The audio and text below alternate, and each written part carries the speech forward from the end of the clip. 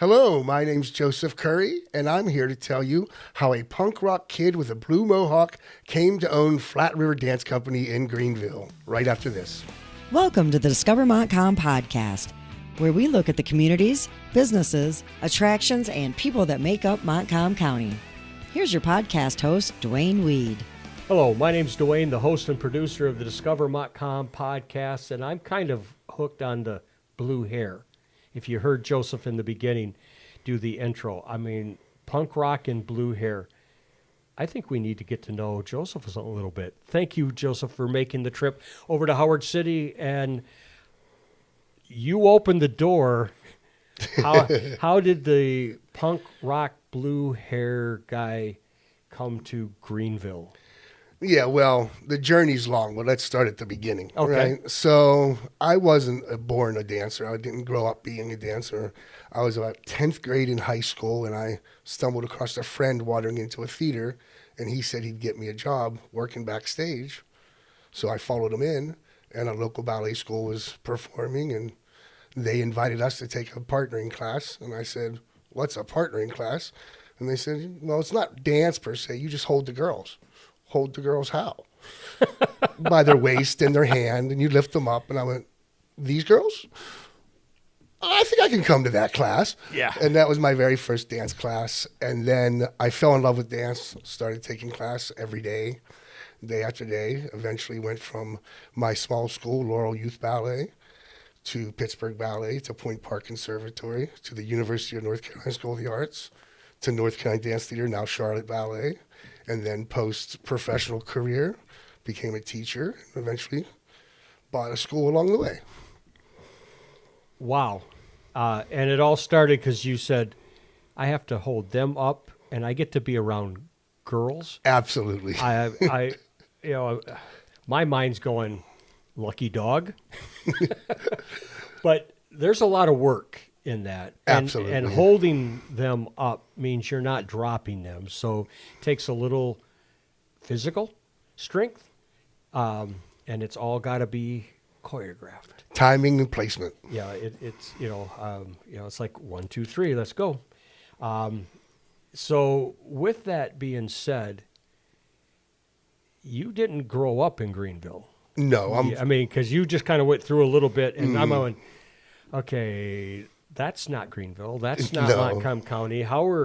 So what brought you in your journey, because it sounds like it's an interesting journey, what brought you to Greenville? All right. My then wife, Miranda, and she's still my co-owner of Flat River Dance Company. My then wife, though, we were working in Charlotte, North Carolina, in a dance company called Moving Poets Theater of Dance. And our boss, Till, a good friend of mine, comes up to us one day and goes, "I'm moving the company to Germany." He's a big German guy himself. Okay. And I was 35 at the end of my career. And I was like, I'm not going to Germany. And so none of the company members really made the trip. But so we found ourselves without a job. And at the time, I was offered a school outside of D.C. to kind of take over, and that fell through. So we didn't have a job. We gave up our place in Charlotte to move to D.C., and it just so happened we had a baby on the way. So I did what any man in my position would do. I rolled up my sleeves, and I moved in with Miranda's parents in Ada. So that's how we got to Michigan. That got you to Michigan. Okay, now I'm starting to follow the path. So continue, please. So while here, I was working as a choreographer for West Michigan Youth Ballet and teaching at Ada Dance Academy and a few other places. Yep. And a family came up and said, "Hey, we live in Greenville, and our studio owner says she wants to sell." Her name was Marcia Ann Layson. She's a wonderful lady.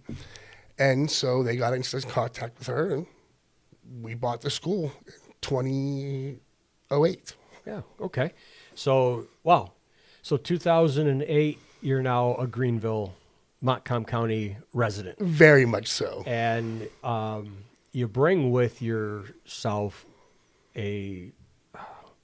quite a resume. And I think you just hit the bullet points, but it sounds like from that time where you followed your friend into a dance studio, thinking you're just going to get a job, turned into a passion. Absolutely. So, and I love getting to know the people behind the sign. So Flat River Dance Company is the name of your business. And we joked off camera that some people get company mixed up with other words, but it's Flat River Dance Company. And I take it you can find you on socials under that as well? Absolutely. And all the social media things. Okay. So 2008, you're in Greenville. You've now taken over a studio that was already been in existence For about 10 years before we got there. So, but now you're the new guy. You're the new guy. Everybody loves the other owner. Now, I mean, No, absolutely. let's be real here. Talk about that first year or two. Did it immediately?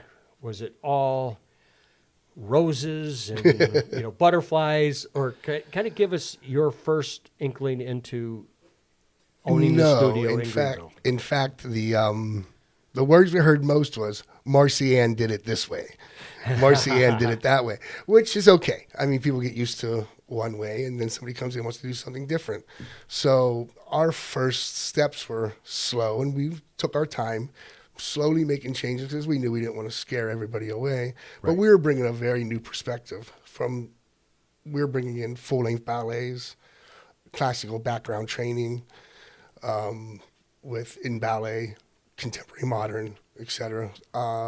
We're going to put in a new discipline, and it was kind of a shock to a lot of the kids and parents. But I think once they started seeing what we were producing and the kind of shows we were doing, they quickly got on board. Well, life is full of change. We can always know that that's a constant, is change. And, I kind of chuckle because you think about what the person before you did. Well, they didn't do it that way. Well, guess what? I do it differently. We're still teaching dance, but we do it differently. So if you could describe your style of dance, and I am not a dancer, that would be comic relief if you needed any of that. I mean, I'm all on board to make people laugh, but how would you best describe, in the professional world that you're in, your brand or your label? I don't know if that's such a thing. Me personally, Or your studio. or the studio? Well, the studio, we would describe ourselves as a recreational program with a strong emphasis on ballet training, but we do many other styles: jazz, hip hop, contemporary, partnering, point work. Okay. And we approach it from this motto that we're here to educate and entertain, to innovate and create, to define our times and reflect our past through the discipline of dance or through the art of dance. Okay. So that's how we approach things as a school. That's our general philosophy. Me personally, I kind of threaded the dance world between ballet and contemporary. So I kind of go from classical to modern fairly easily. I liked them both. Okay. And I liked everything in between. And the companies I joined reflected that as well. Okay. And, not being in your world, but I would think that coming to small town community with big world experience, that kids see what they see on TV at the time, cable, this is way before our cell phones, that modern must have been something that they saw more of than but again, this is my outside the door, not knowing a thing about what you do perspective. Yeah. Well, what people see on TV and generally in public is not exactly representative of the true dance world. Okay. For example, like the shows that were popular at the time when we took over, Dance Moms and So You Think You Can Dance and things like that, they were made for TV Right. moments. Aren't Entertainment purposes only. not really true to what we do. And then they tend to focus on the competition side of dance, which in our world, we're a real performance-oriented school, and Okay. you teach it from a theatrical perspective. Right. And there again, there are a number of dance studios, and life is full of choices.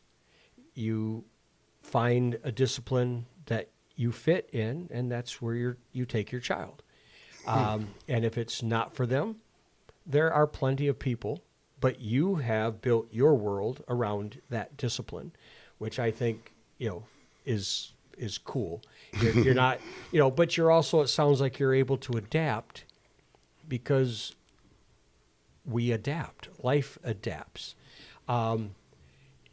Is there an instance, and this could be your professional career before you got here, or something that has happened to you while you've owned the studio? Can you share, without putting names to it, can you share a funny moment, where, everybody's so trying to be professional, and let's say you just mucked it up a little bit? I can probably think of hundreds. I'll give you one that's quite embarrassing to me personally. I was doing a performance of Capella many years ago, and we had to do some quick changes from red tights, men wore tights, to white tights. And we have to change everything to make the costumes match. It's a quick change, so you do it right on the side of the stage. Right. So we wear something underneath us called a dance belt, and that covers up our private parts the proper way. But when you're going from those colors, you have to change your dance belt as well. So I stripped down real quick and forgot to put my dance belt back on and walked out on stage in white tights and quickly turned away and went back off stage. That is about as embarrassing as you can get personally on stage. There's been other times, even at the school, that one time we had a person running our show abruptly leave the production, and he was the one who knew all the cues. Oh. So, and I wrote the cues, but he knew the cues, and I was on stage doing a character. So while on stage, I'm cueing the lights and odd, big, strange movements with my hands and legs to get him to change this light here, go, music there, without the audience knowing that I'm conducting from. Yeah. No, I'm not having a seizure. That's right. This is all controlled. Also a funny thing to look at. Well, and I say that because we're human. Yes. We all make mistakes. We're not perfect. And I am a person that thinks it's funnier in my head than maybe what it, in reality, it should be.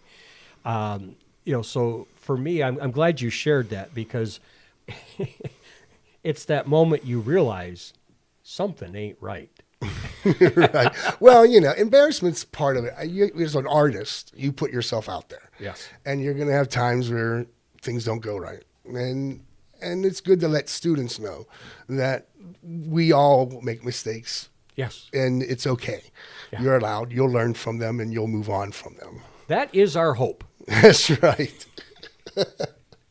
Is that we learn from it and move on. And it's when you make the same mistake over and over again.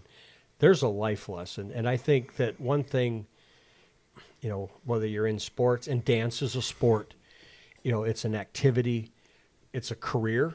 I mean, it could be all of those.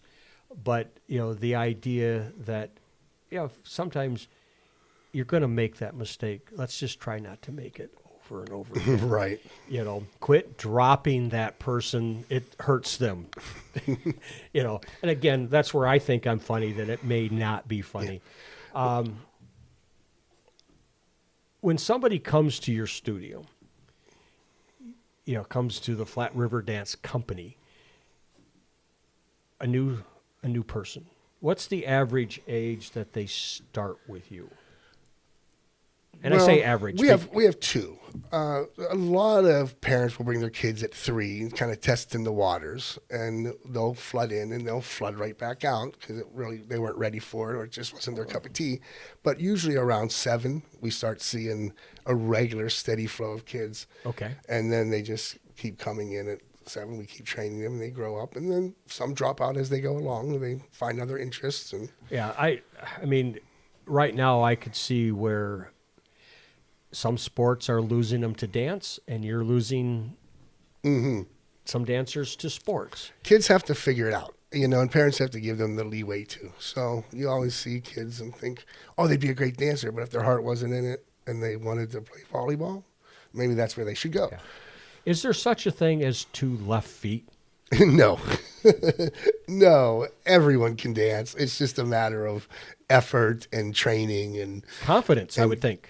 confidence comes with that training. Yes. The better you get, the more confident you get. So. Because as I look at it, and as I said earlier, I would be your comic relief, but there again, that may not be where my heart is. Right.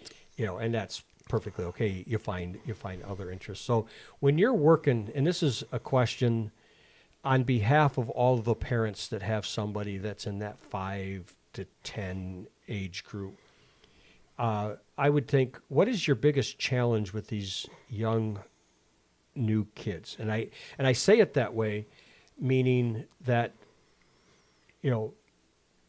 what are the challenges with that? And what should a parent know and come to maybe expect? And I know this is a broad statement because everybody's unique, but in general, how do you approach that younger group? Well, the first thing I'd say to the parents is just let them dance. They don't need to be perfect. It's going to take time. And if they stick with it, they'll get better. Just let them have a little bit of fun with it. For the younger kids, our biggest thing is getting them to understand structure and discipline and protocol. Yep. And then once they start learning that, then everything else will start falling into place. But a lot of parents sometimes come in with, my kid's got to be perfect, and they're filming from the side of the room and making them practice at home. And I'm like, just let them dance. Yeah. They'll get there. Well, and that's personally, not that my voice even matters here, I like that philosophy because you're letting the kids be a kid, but you're also teaching them that there is a structure. Mm-hmm. And that I would think that, I'm hoping that every dance instructor has that mentality, but I'm sure there's some that are more about perfection. But I like the fact that you're saying, hey, we'll get there. It's going to take us a little time, and they're only 8. Right. At what age do you see the most, and again, I know this is a loaded question, somebody that's been with you for a couple, 3 years, at what age do you look at them and go, yeah, I want you for 3, 4, or 5 more years because... Well, some you can see almost immediately. Okay. We have a teacher, Alex Gilbertson. She came to us at 4 years old, and we knew she was a beautiful, good dancer right from the start. And she stayed with us, and now she teaches for us. Others, they develop slowly. Every kid has their own arc, so there's not one set age. Well, but and I said that knowing the answer, but I'm sure that there's certain things you as a professional see. Yes. That I would think, oh, they're doing great, and you're like, technique's not right, but I'm letting them be a dancer. I'm letting them be a young person. So you mentioned earlier that you are about the performance more than you are about going to competitions. Yeah, we don't do competitions at all. Okay. All of your mental focus is on getting them prepared for the show. And anybody that's not watching this on video, I did the quotes, the open quotes, because it's all about that. And I'm sure that discipline starts to come into play when they start to see. And I think with the younger ones, and, I've worked with different studios, just for these young kids to walk out on stage is a huge accomplishment. Agreed. Because at a young age, just to go out there. Yeah, I agreed. At any age, it is something, but particularly when they're young, to get them up there. And we don't throw them out there all by themselves. On our lower levels, they work with our teacher assistants, and we always identify hardworking, dedicated students who work well with younger children, and we ask them to be part of our team. Yep. And then they work with the kids alongside the teacher and perform with the kids, and That's they interesting. become like surrogate sisters to these little ones as they Yeah. grow up. Yeah. And so hopefully with that kind of methodology, they get eased onto stage as opposed to out there with their turning their heads and looking around. And they all still do that, which is the best part of the show. Yeah. Well- But they start learning right from there how the structure works on stage. Sure. And even though you're after the best show possible, it sounds like you have a heart for if they do make a mistake, just get up and keep going. Oh yeah, well, you're never going to have a perfect show. Right. And just accept that. Yeah. And these are kids. And when you work with kids, they're not professionals. They shouldn't be expected to be like professionals. Mm-hmm. So you have to let them grow into their own dance world as you did and as I did. Now we took it, Miranda and I, we both took it to a much higher level. Right. But for most of these kids, they're going to do this until they're in high school, and then this is going to be the end of their dance career. So we want to make it the best experience possible for them. Oh, that makes perfect sense. So, do you get an opportunity to go out on a professional stage outside of your studio to perform at your? I mean, are you there, or is that something that you said I hung these up? Yeah, I hung my tights up 20 years ago, Okay. But I had many opportunities as a professional dancer. I mean, I've been all over the world, danced a lot in Japan. I've met wonderful people through the process, performed works for Nobel laureates like Ule Soenka, and just been on the biggest stages, and it was a great career for that matter. Mm-hmm. So I don't really look back and need it anymore. These days, I generally play the old man on stage. You know. Well, and as much as our mind thinks we can do it, Right. there's a point in our life that the body's going, what you talking about? I don't think you should be doing that anymore. Right. So as we come close to wrapping this up, I know I invited you on. Is there anything that we haven't talked about that you want to make sure that people that are checking out, the Flat River Dance Company should know, or any words of advice or a thought that you said, oh, I'm coming on, I'd like to at least say this? Yeah, well, I'd like to pitch our summer programs. Please do. They're starting next week with our ballet boot camp. Well, and let me put this in perspective. I'm not. This is in July of 2026. I don't know. This might be August when we Right. put it out. But you do have a summer program. Yes, we do.